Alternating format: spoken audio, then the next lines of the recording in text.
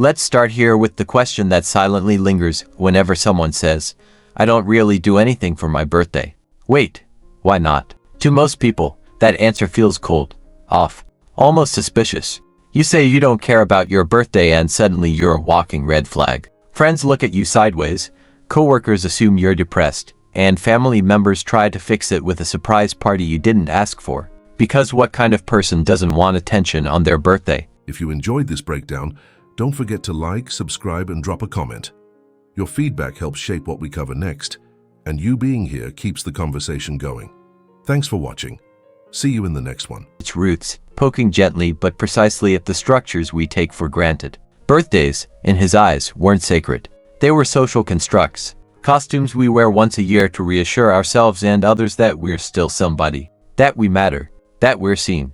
But what happens when someone no longer needs that reassurance? What happens when they outgrow the ego's craving to be recognized? That's where things get interesting. Because contrary to what society might assume, the people who treat their birthdays like any other day aren't necessarily sad, bitter, or broken. They might actually be deeply awake, aware of something that most of us spend a lifetime trying to avoid. That our worth doesn't need to be celebrated to exist. Let that sink in. We're taught to chase validation like it's oxygen. From the moment we're old enough to blow out candles, birthdays become little ego ceremonies. You wear the crown, you get the gifts, you bask in the attention. And there's nothing wrong with that, especially as kids, when we're still forming a sense of self. Recognition helps shape identity. But then we grow up, or at least, we're supposed to. And at some point, if we're really paying attention, we realize the truth that what's pointed toward again and again, the self you're trying to celebrate, is just a story. A name, a birth date, a personal narrative wrapped in memories and expectations. That you is something your mind assembled to make sense of experience. But underneath all that, beneath the roles, the rituals, the need to be congratulated, you are simply being. And being doesn't need validation. That's the part people miss. Because it's not that these folks are anti-joy, anti-connection, or emotionally numb. It's that they've recognized the trap of conditional significance. They've seen how rituals like birthdays, while joyful for many, can also become subconscious contracts with the ego. If enough people remember me today, I matter.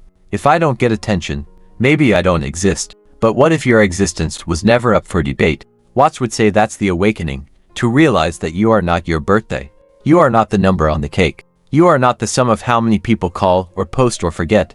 You are not a calendar event. You are now. And when you live from that place, fully rooted in the present, detached from external meaning, making birthdays lose their grip. Not in a bitter way, but in a quiet, gentle release. You stop needing the ritual. You might still enjoy it, sure, but you no longer depend on it. You no longer say, "Today is the day I feel seen." Because every moment is the day you are being. It's not a denial of celebration, it's a freedom from the obligation to celebrate. And honestly, that's terrifying for people still caught in the game. Because if someone says, "I'm not celebrating," it can feel like a personal affront. Like they're rejecting the shared meaning we all silently agreed upon. It challenges the ego's worldview, that birthdays should matter, that they're important, that they mean something. But the people who let go of birthdays, they're not rejecting meaning. They're just realizing that true meaning isn't assigned by tradition. It's discovered in presence. That presence, that unfiltered awareness of being alive, doesn't care what day it is. It doesn't care if it's your birthday or your laundry day.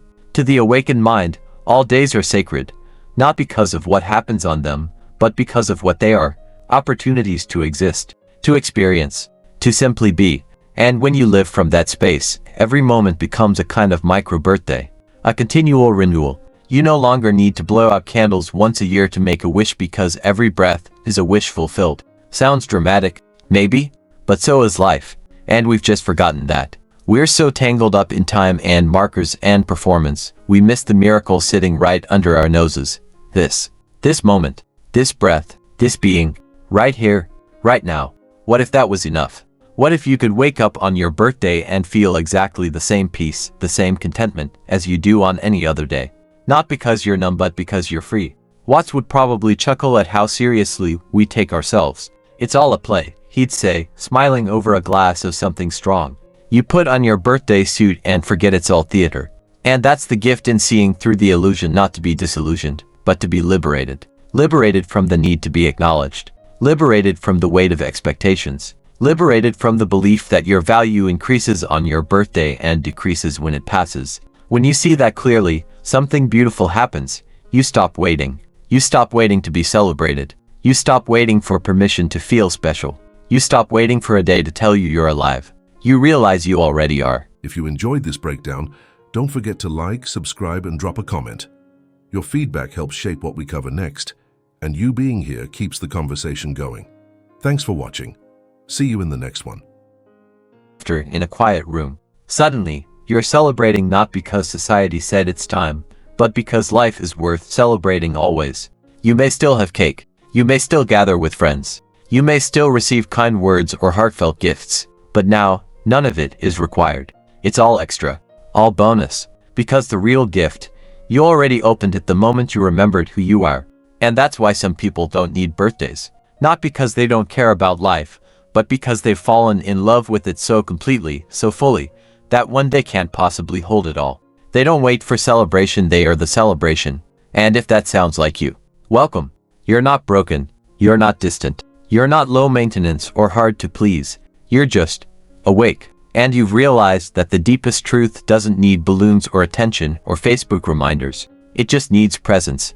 And if one day you wake up and do want to be celebrated, then celebrate. But do it from love, not lack. From joy, not performance. From truth, not tradition. Because when you know that your worth isn't tied to a date, you're finally free to enjoy every day as the miracle that it already is. Not just your birthday.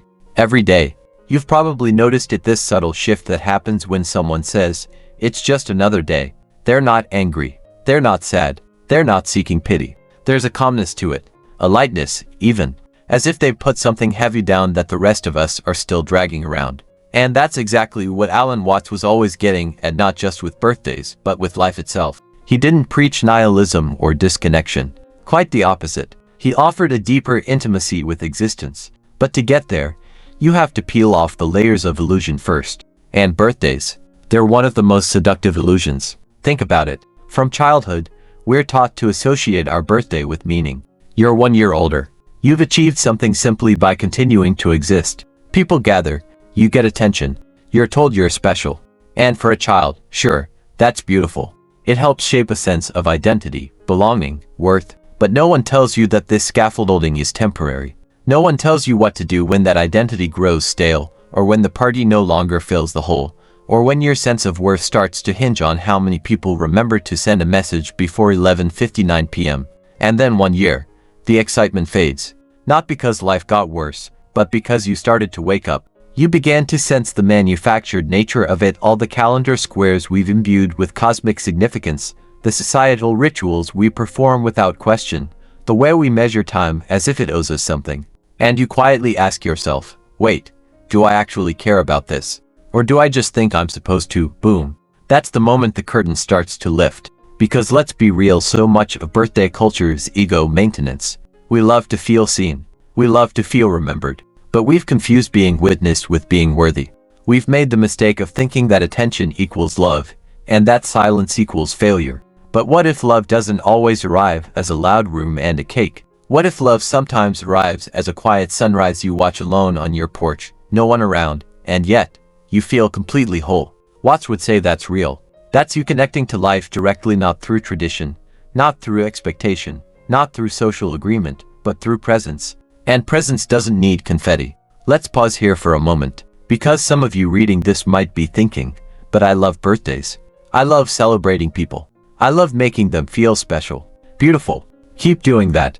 The point here is not to eliminate joy or reject ritual. The point is to examine the why behind it. To ask, is this celebration coming from love, or from lack, from freedom, or from fear? When you stop needing your birthday to make you feel significant, you actually become more available to love. Not the performative kind, but the real kind. The kind that doesn't care what the calendar says. The kind that shows up on random Tuesdays. The kind that doesn't need a reminder to say, you matter. And guess what? You can love birthdays and be free from them. You can blow out candles and know that every breath is a celebration.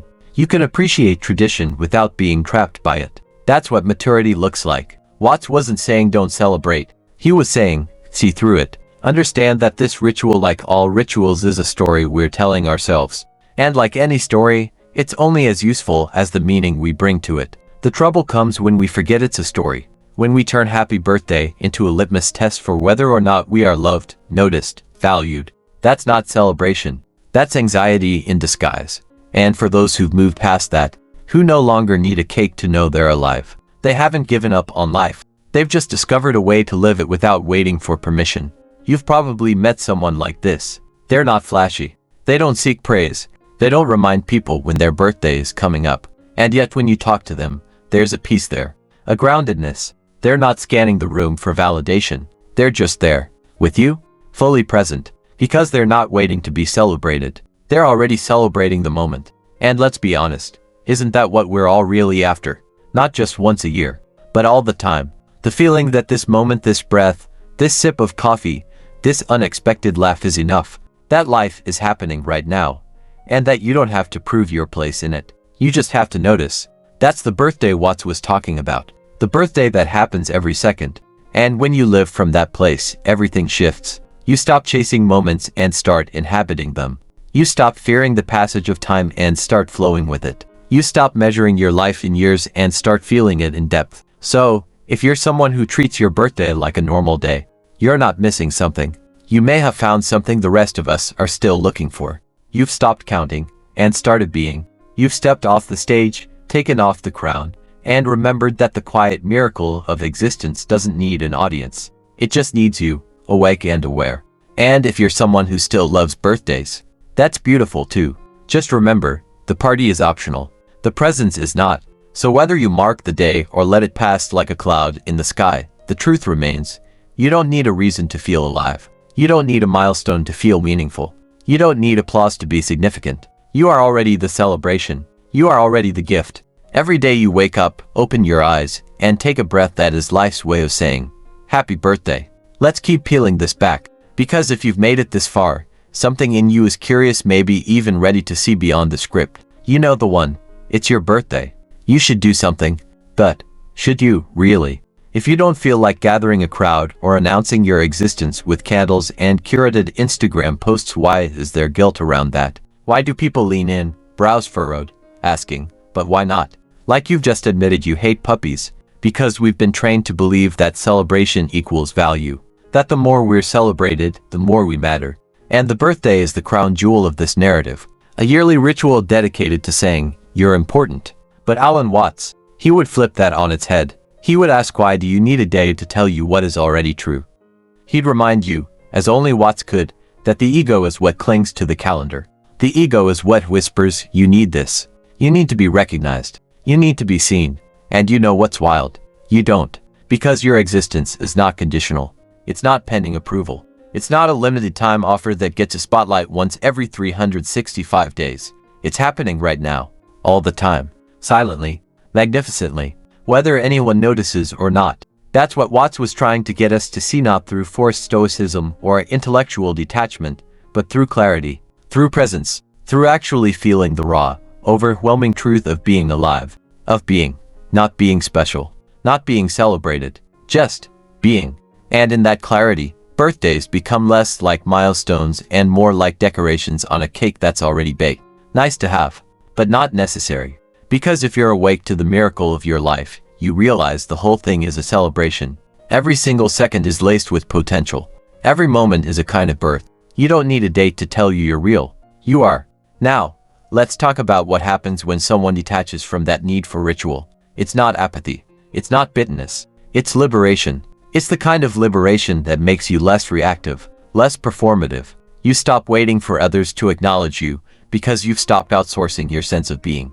You know who you are even if no one else remembers the date. You're no longer tethered to the emotional roller coaster of who remembered or who forgot. You're not holding scorecards, tallying likes, comparing texts, or translating silence into self-worth. You're free, and that freedom, it's not cold, it's warm, it's gentle. It's the kind of peace that lets you walk through your birthday with gratitude, not expectation. You might buy yourself a pastry, or maybe you don't. You might reflect quietly in the morning. Or maybe not at all. You might even forget it's your birthday until someone reminds you. And that's fine too. Because you're not avoiding the celebration. You've just stopped needing it to validate your place in the world. And let's be real, once you reach this place, life gets way more interesting. Because now, when someone does remember you, when they send a message, or give you a gift, or write something heartfelt, it's a bonus. It's a delight, but not a requirement. You receive it with joy, not relief. There's a difference. Joy is expansive. Relief is survival. Most people are surviving their birthdays, quietly hoping the people they love don't forget, bracing for disappointment, smiling through awkward dinners they didn't want, measuring love in likes and common threads. But when you're rooted in your own being, that pressure dissolves. You don't need the world to clap, because you're not performing anymore. You're not proving anything. You're just living. And that is celebration enough. Let's go even deeper. Watts often talked about the illusion of separateness. The idea that we think of ourselves as isolated individuals floating through time, tracking our years like inventory, counting candles, watching numbers rise, gripping tighter to the illusion of self as if it could vanish. But he'd say you were never separate. You were never isolated. You're part of the flow. Not a moment passing through time, but time passing through you. A wave in the ocean, not apart from it. So what does that mean for birthdays? It means the boundary between this day and every other day is thinner than we think. It means the moment you stop assigning identity to the date on the calendar, you start experiencing life as it actually is, ongoing, unfolding, eternal. You stop asking, how old am I today? And start asking, how alive am I right now? Which, let's be honest, is the better question. Because your aliveness isn't measured in years. It's measured in awareness, in presence, in how deeply you're experiencing this moment right now as you read these words. That's the gift. That's the celebration. You, here, now. So, if your birthday is coming up, or just passed, or doesn't even feel relevant anymore, maybe this is your invitation. Don't let it be a test. Let it be a mirror. Thanks so much for watching. If you made it all the way to the end, you're officially part of the small percentage of people who don't just click away, and that means a lot. Before you go, I'd love to hear from you. Drop a comment below and tell me your thoughts, your ideas, or even what you'd like to see next. I read every single one of them, and your feedback genuinely shapes the direction of this channel. If you enjoyed the video, tap that like button. It tells YouTube this content is worth sharing. And if you haven't already, hit subscribe and turn on notifications so you don't miss the next upload. We've got more exciting videos coming, and trust me, you'll want to be here for them. This channel is just getting started, and your support helps it grow faster than you realize. Thank you again for spending a part of your day here with me. Stay curious, stay motivated, and as always, take care of yourself. Until next time, I'll see you in the next video.